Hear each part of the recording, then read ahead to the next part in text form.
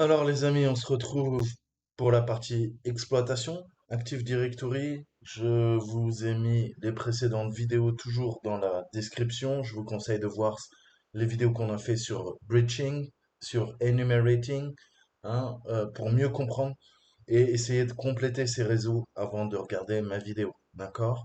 Vous devez comprendre en détail les objets Active Directory. Hein. Je vais pas revenir dessus, je vais essayer d'aller plutôt vite parce que je me suis pas mal étendu. Vous avez plusieurs heures de vidéos pour les deux précédents laboratoires qu'on a fait. Il nous reste deux laboratoires. Aujourd'hui, on va faire exploitation d'Active Directory. Je tiens à m'excuser par avance. Il fait 50 degrés chez moi. J'utilise l'intelligence artificielle, le deep learning de chez Nvidia pour retirer les bruits du ventilateur. Si le son est mauvais, je m'en excuse par avance. Hein, et je prends le risque en plus que Nvidia donne ma voix à la NSA. Et en 2041, quand Macron aura fait deux quinquennats et qu'il aura modifié la loi pour faire deux septennats, qu'il aura été réélu quatre fois pendant quasiment 24 ans, où je voudrais me présenter et devenir président de la République, j'aurai Nvidia avec les services de renseignement occidentaux qui auront ma voix pour me faire dire n'importe quoi et me faire perdre les élections. Donc vous savez pas tous les risques que je prends. Plus sérieusement.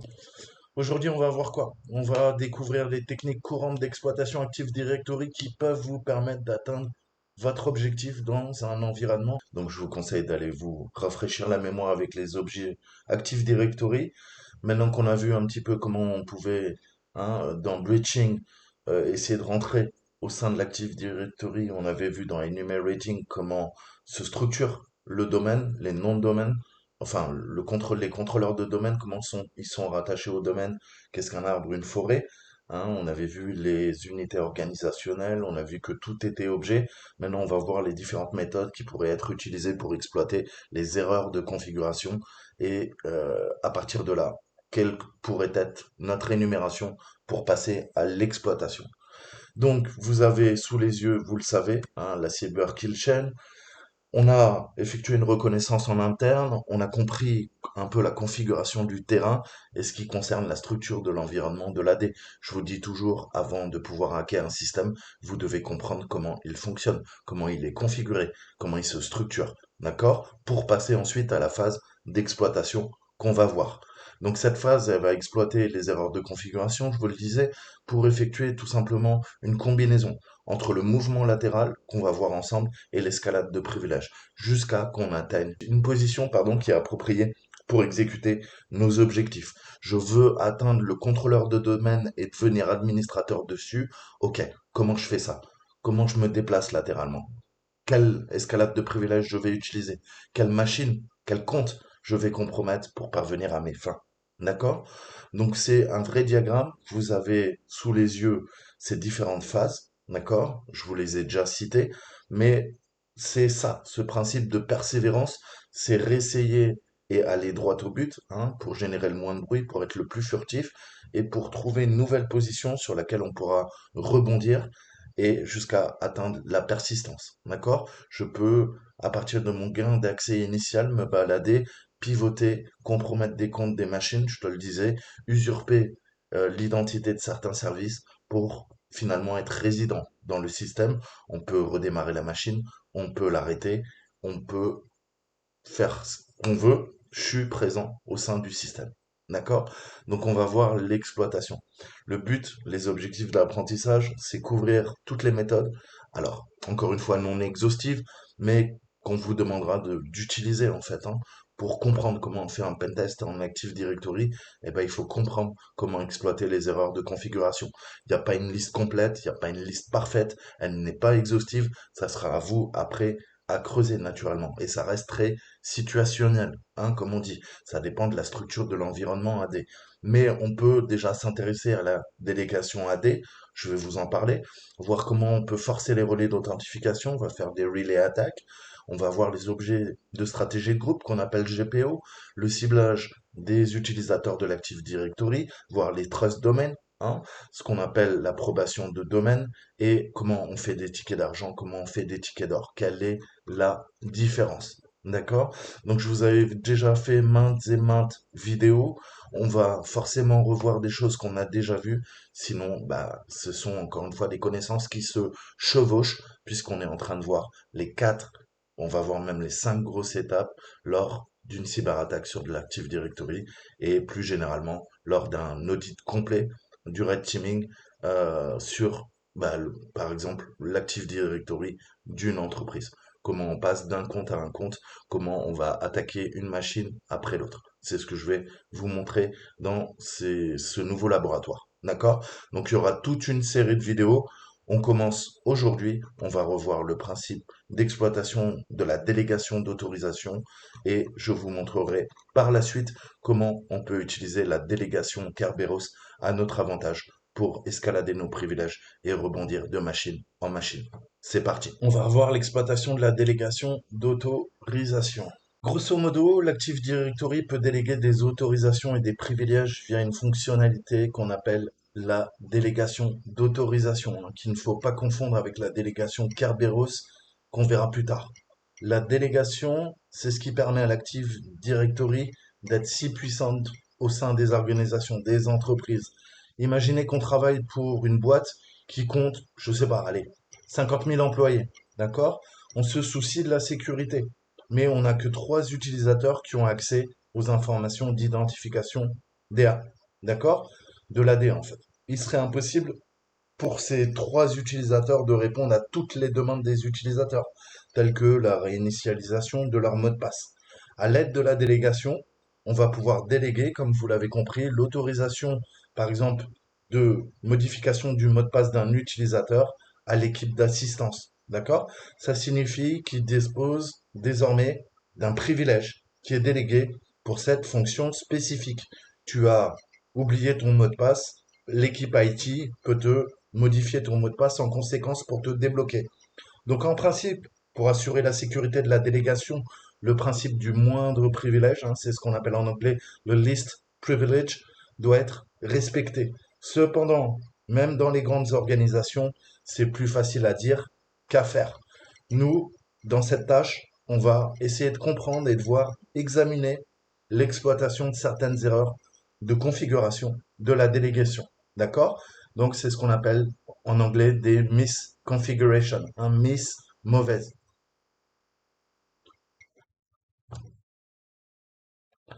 Donc, on va revoir ce principe que vous retrouverez partout au sein de l'Active Directory que vous devez parfaitement comprendre. Le DACL, l'ACL et l'ACE. On va revoir tout ça ensemble. Je vous laisserai ensuite aller creuser. Donc les délégations d'autorisation, en gros, si on doit exploiter les délégations d'autorisation, on va faire appel à des attaques basées sur les ACL, hein. L'Active Directory permet en fait aux administrateurs de configurer des entrées de contrôle d'accès qu'on appelle ACE, qui remplissent les listes de contrôle d'accès qu'on dit discrétionnaires, discrete ACL, d'accord? D'où le nom des attaques basées sur ces ACL. Presque tous les objets Active Directory peuvent être sécurisés avec des ACE, des ACE, hein, je les prononcerai ACE, vous comprenez que je parle de ça, qui vont ensuite décrire les autorisations autorisées ou refusées que tout autre objet possède sur l'objet cible. D'accord? Donc je vous en ai parlé, on a ce principe de childhood, hein, comme on dit en anglais, de parenté. D'accord? Je vous ai dit que les parents peuvent exister sans les enfants. Les enfants héritent des droits des parents et ne peuvent pas exister sans leurs parents. D'accord? Si tu es né, je te fais toujours cette métaphore bidon, tu es né parce que tu as deux parents qui t'ont mis au monde. C'est pas en un claquement de doigts que tu es arrivé sur la surface de la Terre. Tu l'as bien compris. Et ben c'est pareil pour nos objets. Tu vas hériter du droit de tes parents. D'accord? Soit des autorisations, soit des refus. D'accord? Donc, les ACE, si elles sont mal configurées, pour nous, attaquants, on va pouvoir les exploiter. D'accord? On va repartir, on va réutiliser Bloodhound et on va maintenant passer à l'attaque. On va remapper le réseau. D'accord? Imaginons que notre IT, notre équipe de support informatique, a l'ACE Force Change Password, hein. On a un truc qui s'appelle Force Change Password, c'est-à-dire, tu l'as bien compris, eh ben, ça va te permettre de modifier le mot de passe. Le problème, c'est que c'est défini là dans notre exemple sur le groupe utilisateur du domaine. D'accord? Donc là, vous l'avez bien compris, c'est considéré comme non sécurisé, puisque les utilisateurs du domaine ont la possibilité de réinitialiser un mot de passe. On va pouvoir exploiter cette faille. D'accord? Donc bien sûr, il sera en mesure de réinitialiser les mots de passe des employés qui ont oublié leur mot de passe, mais cette mauvaise configuration permettrait également de réinitialiser les mots de passe des comptes privilégiés. On a quoi comme compte privilégié? On a les comptes membres du groupe administrateur du domaine et essentiellement, ça nous permet l'escalade de privilèges. Puisque je vous ai dit, pour un hacker, tous les autres comptes ne sont que quoi? Ne sont qu'un moyen d'attaquer les comptes à plus haut privilège, ceux qui sont donc privilégiés. Et qu'est-ce qu'on tape? On tape sur les admin enterprise et surtout les administrateurs du domaine, hein, les domaines admin. D'accord? Alors, comment on exploite ces ACE? Mais revoyons un petit peu déjà c'est quoi ce principe. On a une quantité importante d'ACE qui peuvent être mal configurés et les exploits varient en fonction de chacune des ACE. D'accord? Je vous mettrai encore une fois la documentation Bloodhound qui vous explique les ACE qu'il faut énumérer et comment elles peuvent être exploitées. Ça sera votre homework, hein? Ça sera votre travail à la maison. Moi, je pourrais pas tout vous montrer. D'accord? Mais on va examiner quelques ACE qui sont extrêmement importantes. On a le Force Change Password. Alors, ça va nous permettre de nous donner la possibilité de définir le mot de passe actuel de l'utilisateur sans connaître son mot de passe actuel. Vous avez compris la faille béante.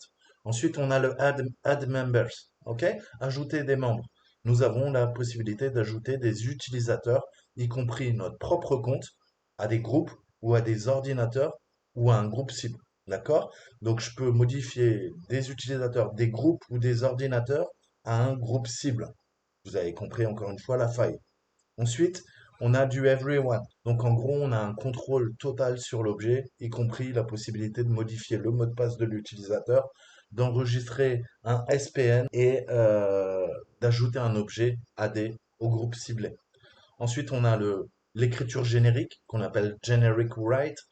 Ça va nous permettre de mettre à jour tous les paramètres non protégés de notre objet cible. Vous vous rappelez que tout est objet au sein de l'Active Directory. Alors, qu'est-ce que ça peut me permettre techniquement? Bah, par exemple, je vais pouvoir mettre à jour le paramètre script pass, hein, qui va permettre l'exécution d'un script à la prochaine fois que l'utilisateur ouvrira une session. Je te fais un dessin, c'est parfait pour faire de la persistance. D'accord? L'utilisateur se connecte et ça lance notre script qui va venir à nouveau ouvrir une porte dérobée. On a le right owner. Right écriture, owner le propriétaire. D'accord? Nous avons la possibilité de mettre à jour le propriétaire de l'objet cible. On pourrait également euh, nous ajouter en tant que propriétaire et ça nous permettrait d'obtenir des autorisations supplémentaires sur un objet. D'accord? Je n'ai pas les droits. Je dis à l'Active Directory que je suis également propriétaire. En devenant propriétaire, j'hérite des droits de l'ensemble des propriétaires. D'accord? Toto, Tata sont propriétaires. Et ben, Titi s'ajoute en tant que propriétaire. Il fait partie maintenant du groupe des propriétaires et il hérite des droits de Toto et de Tata, alors qu'il est Titi. D'accord? Ensuite, on a le DACL, le fameux Discrete ACL, le Write DACL. Alors, on va pouvoir ajouter de nouveaux ACE dans l'objet DACL et on pourrait écrire par exemple un ACE qui accorde à notre compte un contrôle total sur l'objet cible. D'accord? Ça sera du pain béni pour nous. Enfin, on a tous les droits dits étendus, extended rights, et c'est la possibilité d'effectuer toute action associée à des droits actifs directory étendus, pardon, encore une fois, sur notre objet cible. Donc ça inclut par exemple la possibilité de forcer la modification du mot de passe d'un utilisateur. C'est ce qu'on a vu tout en haut. On a quoi? On a le force change password. Alors, afin d'exploiter toutes ces ACE, on a besoin d'une méthode, d'accord? Pour interagir avec l'Active Directory, pour effectuer ces demandes. On a les deux meilleures options avec les applettes de commande, les commandlets. On a vu en PowerShell, on a du AD-RSAT, on a PowerSploit également qu'on peut utiliser. Et en fonction des techniques, eh ben, naturellement, la détection sera plus ou moins grande. Certaines options seront plus ou moins furtives. D'accord? On va utiliser les deux pour mieux comprendre comment ça fonctionne. Encore une fois, le fait d'être furtif ne nous intéresse pas dans ce laboratoire. C'est de comprendre les techniques qui sont utilisées. Alors, on va en revenir à notre chien, le fin limier. Hein, je vous avais présenté Bloodhound. On va réexécuter Sharphound, d'accord? Mais Sharphound, ils nous ont fait gagner du temps. Hein. Il a été exécuté pour nous et ils nous ont donné le fameux fichier zip qu'on avait utilisé la dernière fois.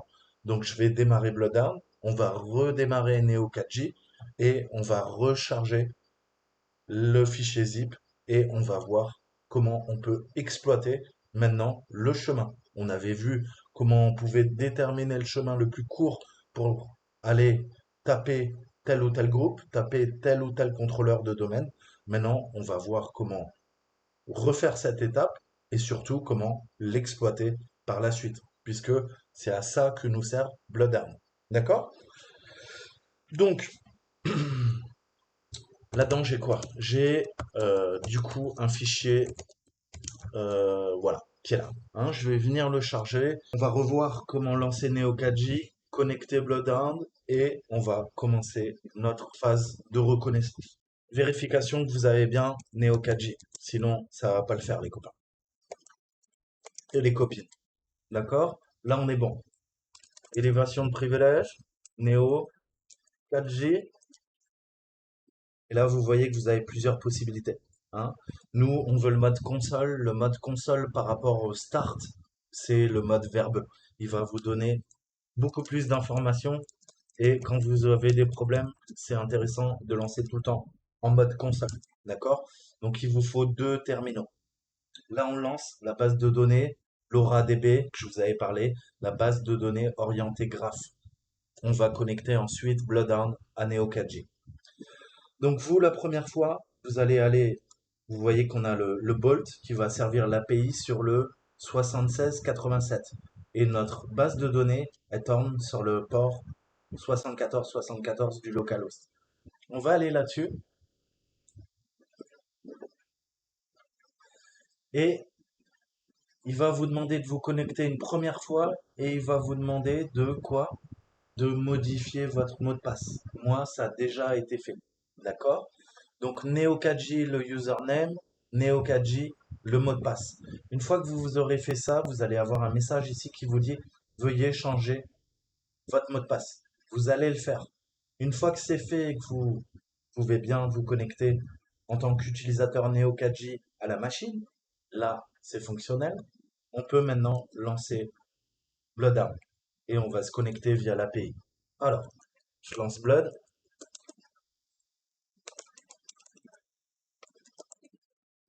et on va lui faire un no sandbox. On arrive là-dessus. Hein. Je vous conseille de faire un save password pour enregistrer votre mot de passe, comme ça vous n'avez pas besoin de le taper à chaque fois. Alors, là, on change de machine, on change de pentest, de laboratoire. Si jamais vous faites un vrai engagement, vous n'allez pas faire ce que on va faire maintenant. Mais j'ai pas envie d'être pollué par quoi? Par les anciennes données. Donc on va aller tout en bas et on va demander de nettoyer la base de données Neo4j. D'accord? Je vais faire un refresh database stat pour être sûr qu'il n'y a rien. C'est vide. Maintenant, petit rappel, Bloodhound, c'est le client. Il se connecte grâce à l'API via le Bolt sur le 7687, le port, et il se connecte à la base de données Neo4j. Neo4j, c'est notre backend, c'est notre base de données. Le front-end, notre client, c'est Bloodhound. On les relie tous les deux grâce à l'interface de programmation Bolt, d'accord? Qui permet d'interfacer Bloodhound avec la base de données Neo4j. Là, j'envoie à Neo4j via l'interface de programmation les résultats qu'on a trouvés. On est en train de les uploader vers Neo4j à partir de Bloodhound. On attend, on prend le temps, il ne faut pas qu'on ait d'erreur. À chaque fois que vous importez de la data vers Neo4j, il faut quoi? Il faut rafraîchir les datasets. Donc, on va faire refresh database stats, hein, rafraîchir les statistiques de la base de données. On clique là-dessus et là, qu'est-ce qu'on voit? Qu'on passe à 71 868. On a bien récupéré l'ensemble des objets en base de données. D'accord? Maintenant, on peut commencer notre attaque. Qu'est-ce qu'on veut faire? Eh bien, on va faire de l'énumération et on va trouver les vecteurs d'attaque pour faire notre escalade de privilèges. Alors, techniquement, qu'est-ce qu'on a? On a un serveur de rebond qui s'appelle THMWRK1. D'accord? C'est un serveur tout simple, hein. On peut se connecter en bureau à distance, RDP, Remote Desktop Protocol, ok? Sur le port 5589. Mais il n'a qu'un accès à faible privilège. Donc, comment, à partir de cette machine, on va pouvoir lancer notre cyberattaque? D'accord? Étant donné que le domaine il est hiérarchisé, notre première étape consistera à compromettre l'infrastructure de niveau 2. D'accord? On doit compromettre le groupe administrateur de niveau 2. Vous vous rappelez les tier 1, tier 0, tier 1, tier 2, admin? Eh ben, c'est le tier 2 admin qu'on va venir attaquer. Ce groupe, en fait, il dispose des privilèges administrateurs sur tous les postes de travail. Comment je sais ça? Eh ben, on va lancer notre reconnaissance. Donc là, la machine ping pas, répond pas au ping, c'est normal, c'est une machine Windows. Je lui demande quoi? Domain. Et là, j'ai quoi? J'ai domaine admin. Ouais, mais moi, je veux domaine user. Ok. On arrive là-dessus. Et vous vous rappelez un petit peu, je peux lui demander quoi? Je peux lui demander le pass vers la machine, en fait. THM, vers 1, vers 2, vers 1. Ok, ça me calcule le pass et il me dit, ouais, en effet, Coco, toi, t'es domain user, hein, t'es le Pékin moyen, tu fais partie du contrôleur de domaine, c'est normal. Tu as réussi à compromettre un des utilisateurs à faible privilège sur le contrôleur de domaine. Et tu vois, ta cible, c'est ça. Tu vois? Et tu peux te connecter avec quoi? Qu'est-ce que nous dit le Edge, hein, l'arrête? Elle nous dit, regarde bien, tu peux te connecter en RDP. D'accord? Donc là, on commence à avoir notre pass, hein, c'est un pass direct. On n'est pas en train de rebondir pour l'instant de machine en machine. Donc on voit qu'il y a une voie qu'on peut suivre, hein, pour compromettre cette machine. Mais nous, ce qui nous intéresse, qu'est-ce qu'on a vu? On a vu que c'est le tier 2 admin qui nous intéresse. Alors, comment on va faire? Eh ben, je vais prendre mon compte utilisateur et on va voir comment je peux le compromettre à partir de là. Non, ça n'a pas l'air. Alors, on va éditer notre fichier host. Qu'est-ce que je lui dis? THM serveur 1. Alors, il faut que je regarde l'architecture. On a relié au 201. On a également, c'est de ma faute, je lui ai pas mis. Il faut que je lui mette quoi? Ben, il faut que je lui mette c'est, donc on a dit distributor.za.try hackme.lock. Ok. Maintenant, ça devrait le faire. On rafraîchit. On arrive direct. Donc, vous voyez l'importance de travailler sur le host. Ok. Il nous génère quoi? Alice Howard. Parfait. Donc maintenant, on sait que on va utiliser Alice. Alors, elle est où la belle Alice? Alice, Alice, Alice, Alice, Alice, Alice, Alice, Alice, Stone, non. Alice, Alice.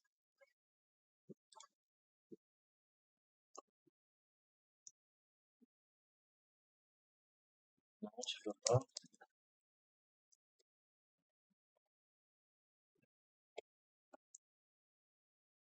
Ok, tu vois en majuscule. Alice, Ward. Ok, ça c'est nous. Parfait. Donc maintenant, on voit que quoi? On voit que Alice Howard est membre du domaine user.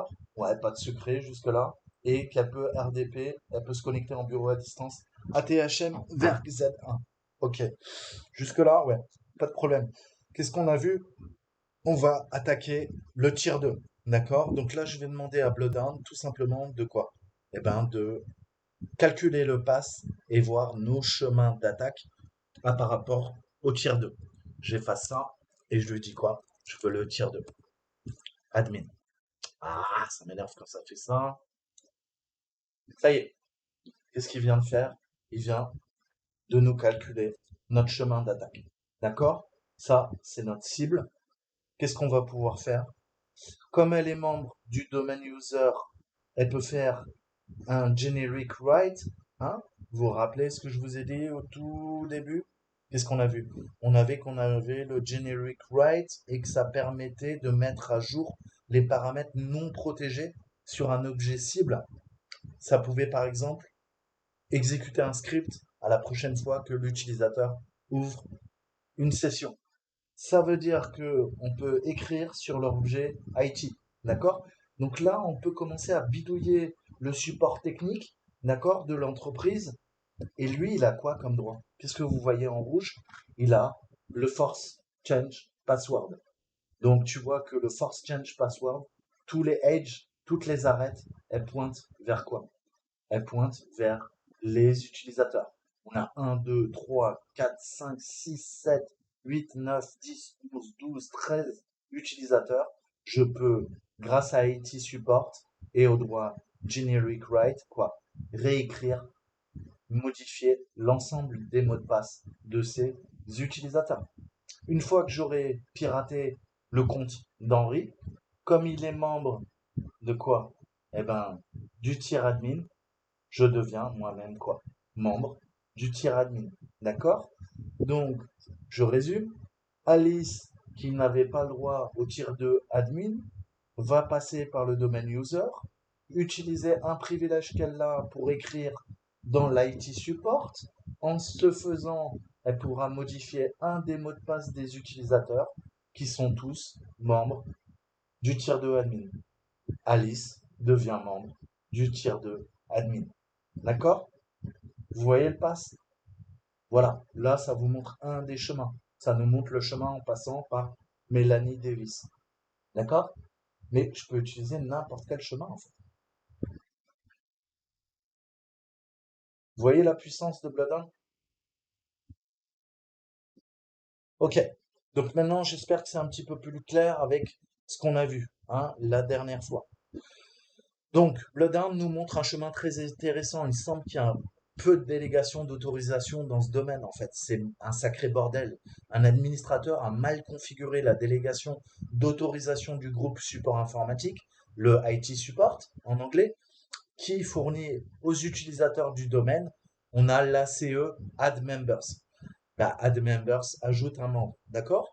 Ça veut dire que ça signifie que tout membre du groupe utilisateur du domaine, c'est nous, ici, peut quoi? Y compris notre compte, donc, peut ajouter des comptes au groupe support informatique.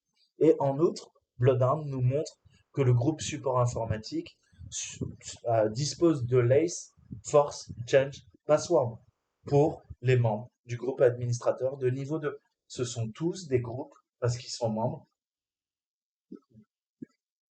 du tier 2. Tous ces gens-là. C'est pour ça qu'on voit le T2, T2 underscore T2 plus leur nom. Ok? Prénom et nom. D'accord? Et là, on a quoi? On a les force change. D'accord? C'est ce que je vous expliquais précédemment. Donc, c'est pas vraiment une mauvaise configuration en soi, hein, puisque les administrateurs de niveau 2 sont pas très sensibles, entre guillemets. Mais pour nous, ça fournit un chemin d'attaque très puissant lorsqu'il est combiné avec la mauvaise configuration initiale. D'accord? À savoir quoi? Eh ben, à savoir que on peut utiliser le premier ace qui est add members. D'accord? À partir de là, bah, tout est permis. Donc, on va venir l'exploiter. Donc, qu'est-ce qu'on a vu initialement? On a vu qu'on peut taper quoi? On peut taper sur... Alors, je vais passer là-dessus, ça sera plus simple. On va faire 4 bureaux.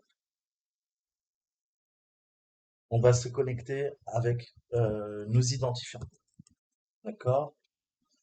Donc, vous vous rappelez, on peut utiliser quoi? Le RDP et on peut utiliser le SSH. Vous connaissez ma préférence. On va utiliser du SSH en ligne de commande parce que, bah, il y a moins de latence et c'est beaucoup plus cool. D'accord?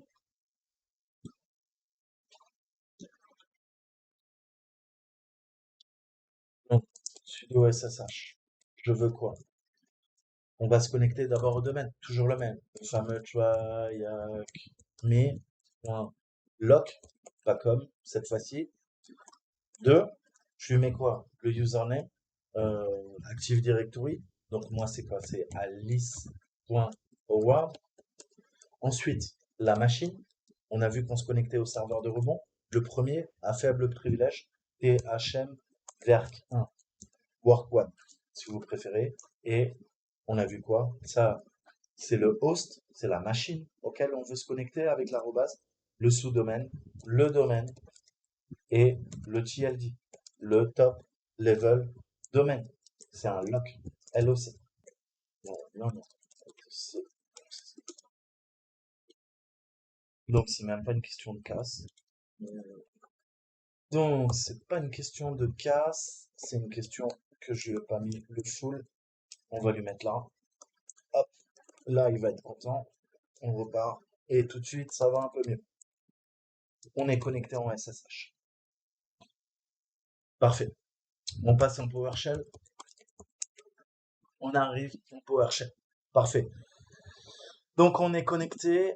Je vous montre que vous compreniez bien. On vient d'avoir notre gain d'accès initial. C'est la machine en rouge. À partir de cette machine, on va venir pivoter latéralement sur l'ensemble des machines pour attaquer le Saint Graal. Pour l'instant, on n'a pas fait de reconnaissance. On a juste quoi? On a le child d'ici. On a le contrôleur de domaine enfant qui est géré par le contrôleur de domaine parent, hein, le nominal, le primaire, d'accord? Mais pour l'instant, on n'a pas fait de reconnaissance. Je connais pas son adresse IP. Je peux pas l'attaquer tout de suite.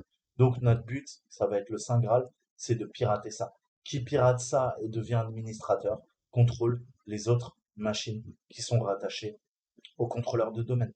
Le contrôleur de domaine enfant est rattaché au contrôleur de domaine parent, secondaire, primaire, secondaire, et le secondaire livre ces trois machines, ces quatre machines même, hein. Et en fait, le distributeur là de clés qu'on a, il est hébergé par le serveur 1, qui doit être un serveur euh, I2S, d'accord? 2IS, pardon. Donc nous, si on contrôle ça, on contrôle cette machine, on contrôle cette machine, cette machine, cette machine et cette machine. D'accord? Donc vous voyez que petit à petit, on va rebondir. Là, je suis connecté à cette machine et on a déjà le gain d'accès, c'est elle qui nous a généré la clé. D'accord? Quand vous voyez ce petit éclair, c'est qu'on a pris le contrôle. On a fait notre phase de reconnaissance, d'énumération et on a fait notre privesc. On part du principe que celle-ci est déjà faite. C'est notre gain d'accès initial. Maintenant, on se focalise sur cette machine. En effet, je suis connecté sur quoi?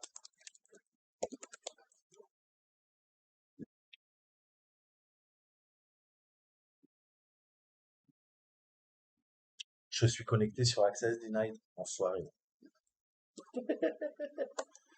Quel petit enfant. Moi, pour connaître mes privilèges. On n'a pas grand-chose. On a le SE Change Notify Privilege et on a le SE Increase Working Set Privilege. Comment abuser maintenant du privilège que nous a déterminé notre ami Bloodhound? Eh ben, il va falloir qu'on utilise le Force Change Password. D'accord? Donc on a vu quoi? On a vu que Alice peut ajouter un membre. Donc la première étape de notre chemin d'attaque, c'est ajouter à notre compte AD et s'ajouter quoi? Bah, au groupe, on l'a vu, support informatique. Vous vous rappelez? On a un chemin d'escalade. Oula là, calme-toi. On a un chemin d'escalade bien défini. D'accord? Première étape, je me connecte au serveur en RDP et à partir de là, je peux joindre IT Support. On va commencer à attaquer IT Support. Alors, comment je peux faire ça? On repasse en PowerShell. Je vais lui dire add et on a quoi? Add group member. Ok, ça vous parle, hein, je vous ai dit le PowerShell est plutôt simple. Je lui dis ajoute-moi au groupe, hein, je veux devenir membre de quoi? Il s'appelle IT Support. D'accord? Comment je sais ça? Je vais parvenir. Je vous ai quoi? Je vous ai montré comment lister, comment énumérer les différents groupes. D'accord? Bien sûr, là, je vais beaucoup plus vite. Je vous ai déjà expliqué comment on faisait. D'accord? Comment on faisait? Allez, je vous remonte. Je suis bien brave. Get, je veux récupérer une valeur. Je veux récupérer quoi? AD, ouais, mais c'est du camel case. AD group, member, ok. Si je fais ça, qu'est-ce qui se passe? Il me dit, ouais, quelle identité tu veux? Là, je peux essayer de feinter. Je peux lui dire, ok.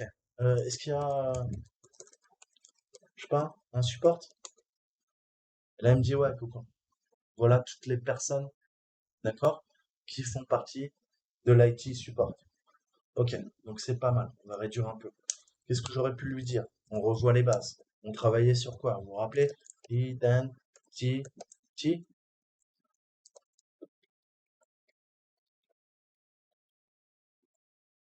Pareil. D'accord?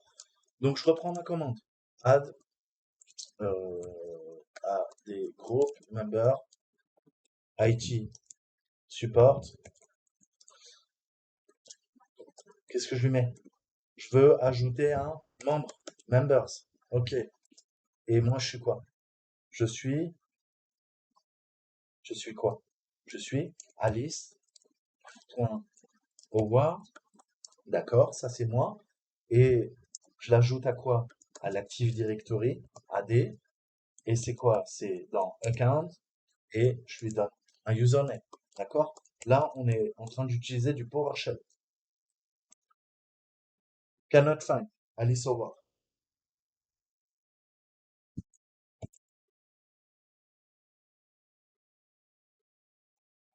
Donc moi, qu'est-ce que je veux utiliser? Je veux Alice Howard. D'accord? Je veux l'ajouter au compte AD. Il se passe rien. S'il se passe rien, c'est que c'est bon. Maintenant, je refais une recherche. Et vous l'avez compris, qu'est-ce qui s'est passé? On vient d'ajouter Alice. On vient d'ajouter Alice au groupe IT. D'accord? Donc, vous voyez, hein, on est en train d'abuser des privilèges. Ça a fonctionné. On est devenu membre du groupe IT. Ok, là, tu vas me dire saltimbanque, ouais, mais du coup, quoi? Du coup, ça, c'est moi. Du coup, Alice fait partie du groupe support. Alice va pouvoir changer tous les mots de passe ou un ou plusieurs mots de passe des utilisateurs qui sont administrateurs. Administrateurs, pourquoi? Parce qu'ils font tous partie, member of, du tier 2, qui est notre cible. D'accord? Donc on va prendre un des gars et on va pouvoir quoi? Bah, s'ajouter, modifier le mot de passe. D'accord? Je suis membre du groupe support informatique. J'ai hérité de la délégation d'autorisation Force Change Password sur le groupe administrateur de niveau 2. On va identifier les membres de ce groupe, on va sélectionner une cible et on va tout simplement modifier nos droits. D'accord? Modifier ces droits et après je vais pouvoir usurper l'identité d'un des membres qui est ici. On va en choisir un. D'accord? Peu importe. Les tous, ça fonctionnera. Ok. Donc, je veux récupérer une valeur. Qu'est-ce qu'il me faut? AD, groupe, pareil. Changer un. Groupe quoi? Member. Ouais. Non pas debug, identity. D'accord? Qu'est-ce qu'on a vu? On a vu qu'il s'appelait Tier 2 admins. Donc, Tier 2 admins. Ok. Donc là, on vient de récupérer quoi? On vient de récupérer tous les membres. Vous l'avez compris, les fameux T2 quelque chose. T2 quelque chose. Exactement ce qu'on a dans Bloodhound. On a quoi? T2 Rosberg, T2 Robin White, etc., etc. D'accord? Ok. Donc là, on est bien. Maintenant, on va noter le nom d'utilisateur d'un des comptes, hein. Étant donné que le réseau est partagé, il est peut-être préférable de sélectionner. un au plus bas de la liste. D'accord? Grosso modo, on va utiliser l'applet de commande hein, et on a une fonction qui s'appelle set AD account password hein, pour définir un nouveau mot de passe via les outils Active Directory RSAT. D'accord? Et on va modifier, on va forcer la modification du mot de passe. Alors,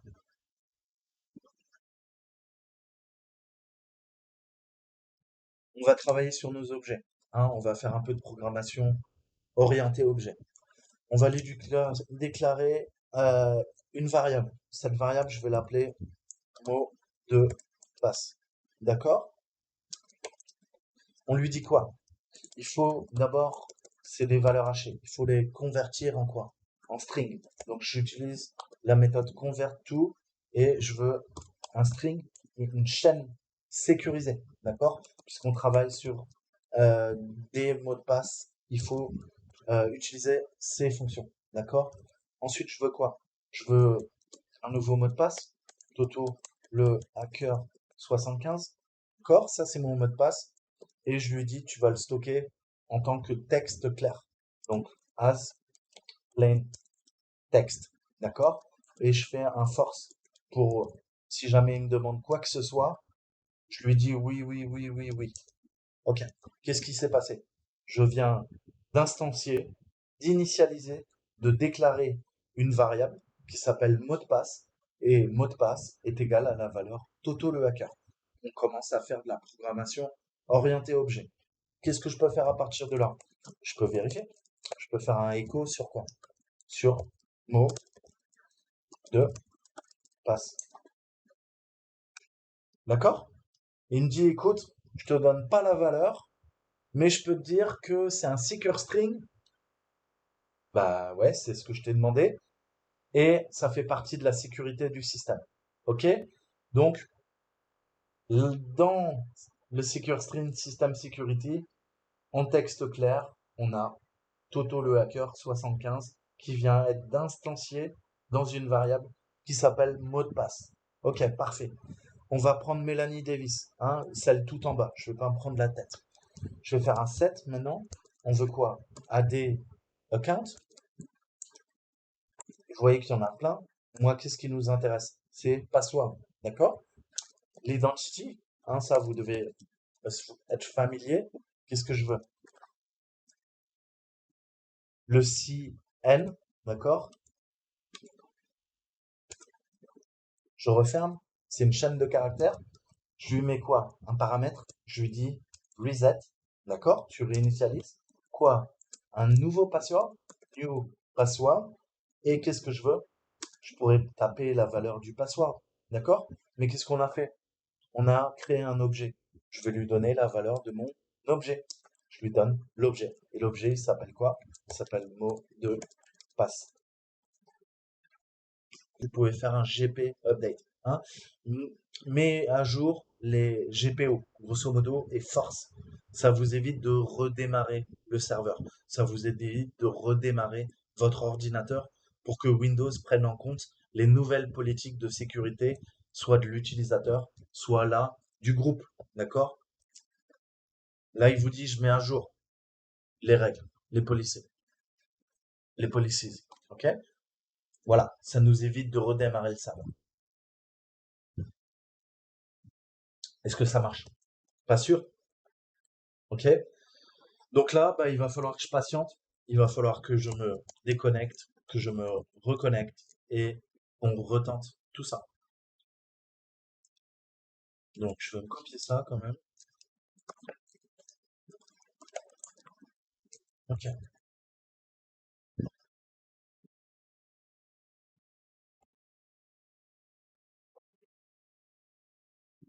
On avait dit quoi? Dayton 1993. OK. PowerShell. Sinon, je vais couper la vidéo et je vous reprendrai après. Yes! Ça passe. Donc, vous voyez que il y a moyen de feinter.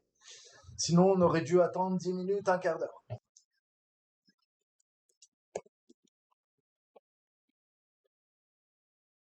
Access is denied. Toujours pas. J'y croyais. J'ai été trop optimiste. Donc, je vous reprends dans 5-10 minutes, le temps que la propagation des droits se fasse. Pourquoi on a ce problème? Parce que Alice est passée dans le groupe IT et ces modifications se font à l'ensemble de la forêt qui est rattachée au contrôleur de domaine. On a ce principe de propagation, hein, et là, bah, pour l'instant, ça s'est pas fait. D'accord? Donc, on va patienter et on va essayer de resynchroniser. Quand ça aura synchronisé les droits d'Alice avec le groupe IT, on pourra passer la commande. Je vous dis à tout de suite. Donc la frein a carrément redémarré. J'espère que bah, ça va le faire. GP update force.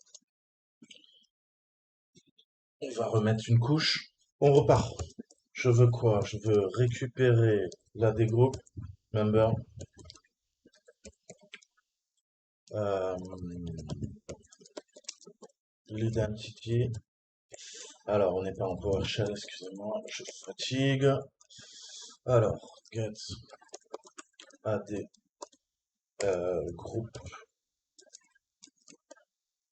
member identity. D'accord, et on veut notre tier to admins. Alors, on va retenter sur Mélanie. Si ça marche pas, bah écoutez, on testera quelqu'un d'autre. Le nom de la personne, on va lui faire un reset, on va lui faire un new password et je vais lui dire que on va lui mettre en string que le hacker 75. On a le system string qui nous bloque, hein, il nous dit écoute, system string, moi il me faut un system security secure string, donc il faut qu'on recrée notre objet. Je vais essayer de lui passer l'objet qu'on avait créé, mot de passe. Là ça passe, c'est le cas de le dire. Bon, il l'a bien gardé. C'est bon.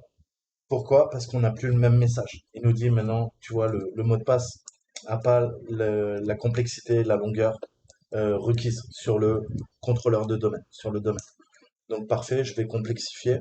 Et voilà. Donc là, vous allez nous dire, bah voilà quoi. Voilà quoi. Bah voilà. J'ai quoi? J'ai maintenant Mélanie, qui est devenue notre meilleure copine.